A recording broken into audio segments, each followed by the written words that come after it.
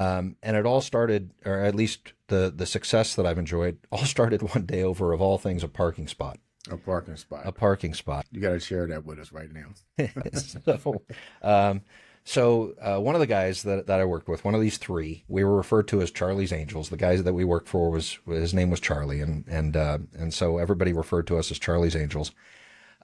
This guy, he had a parking spot that was right next to the exit ramp. So at the end of the day, he could just get in his car, back up a skosh, and immediately head out the exit ramp.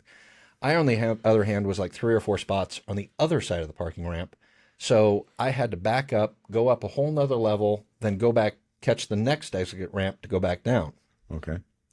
Now, it added maybe 2 minutes to my day. The question that everybody always asks me is, why the hell didn't you just back up a little bit further? And I'm like, because I follow the rules. I follow the rules. So his spot comes open. I go to whoever you go to talk about parking spots, I guess HR or something like that. And I said, hey, I want that fellow's parking spot. And they said, no, it's already been given away. And besides which, you have a parking spot already. I said, well, who's it been given to? Like it matters. Right. The new intern. Well, it's me. I'm one of Charlie's Angels. I deserve that spot. Okay, no, Charlie. like the speaker box. You remember the speaker box?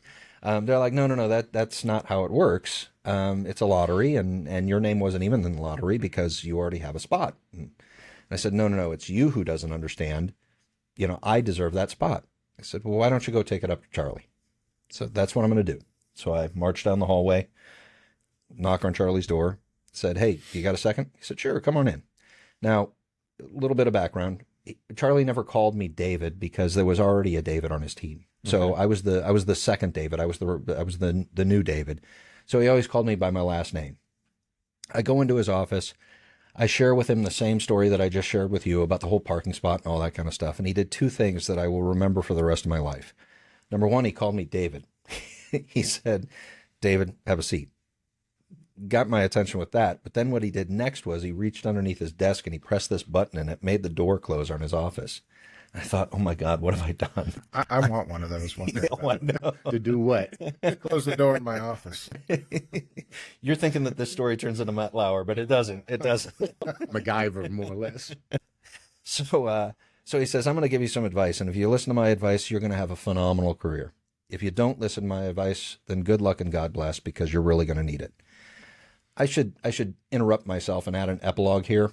I have since talked to Charlie. Charlie and I left each other's company 2000, something like that. I moved out to Los Angeles and left his group.